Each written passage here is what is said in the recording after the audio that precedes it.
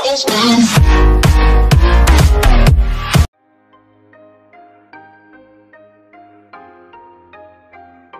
para mabaklas natin yung signal light cover, kailangan natin ng mga tools na to.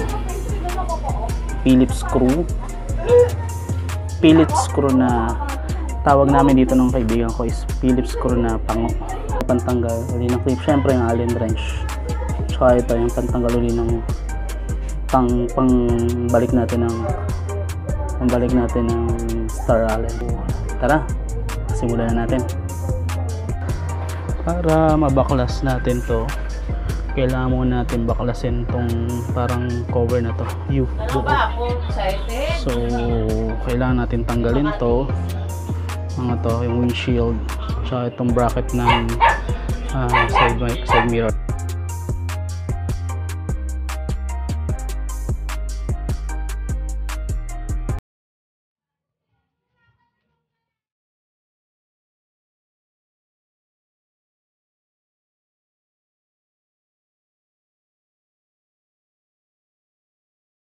Mas may nakita sa dito mo. Sige, pahala ka dyan.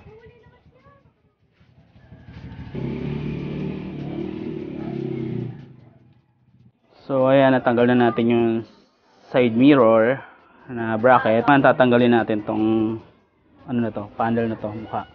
So ito, tatanggalin natin yung itong tornilyo na to.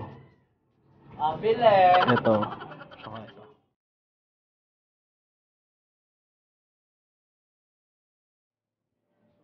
Bali, 5 tornilyo. 1, 2, 3,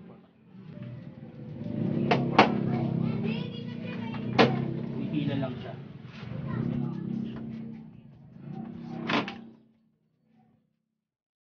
So, yung push pin dito.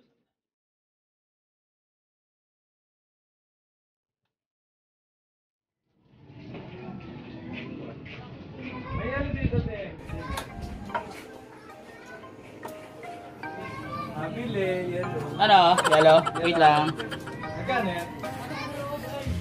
So ito yung natanggal natin na push pin dun sa ilalim sa may signal light. Tanggalin din natin to kasi meron siyang tornilyo dun sa loob. Magkabila, tatanggalin natin.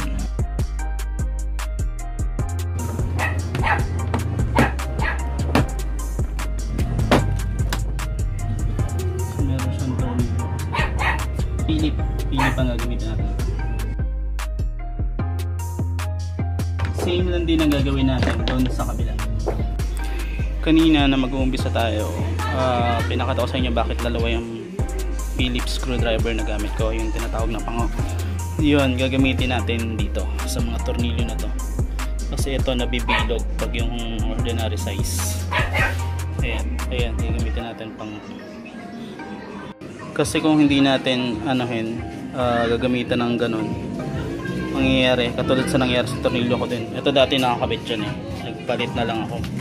Ito mas bago, palit na lang ako kasi nabusalsal siya, para at least may iwasan nyo na bumilog yung tornilyo nyo. Kaya gumamit kayo ng tinatawag na pango.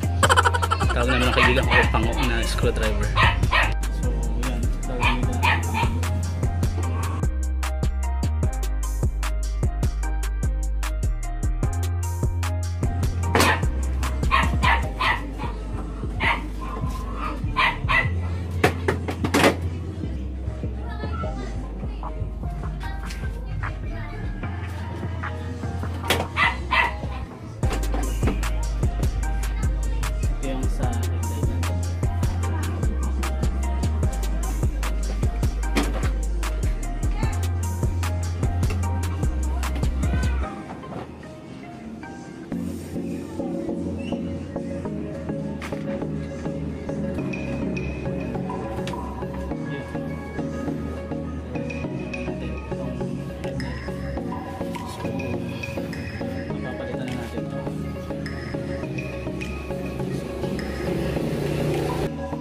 Ayan, ito yung ipapalit natin na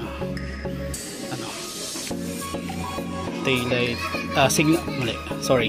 Ito yung ipapalit natin ng signal light cover. Tapos yun, tatanggalin natin yung mga tornilyo ngayon. Ito,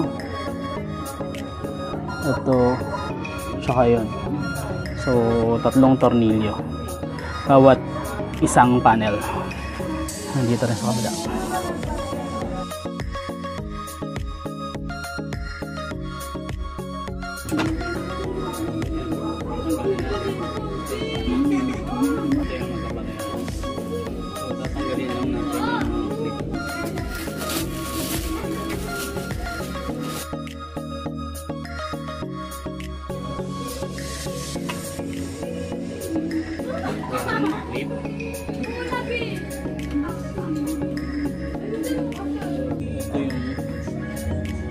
Ito yung ilalagay natin.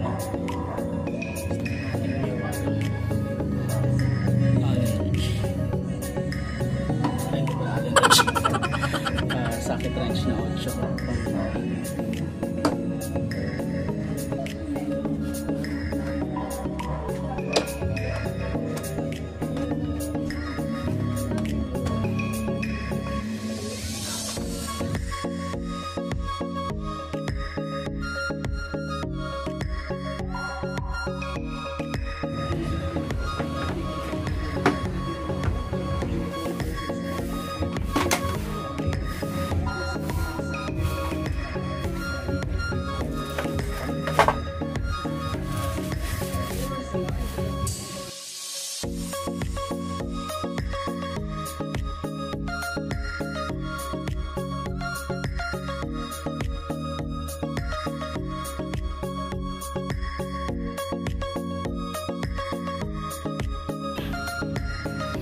5 clip.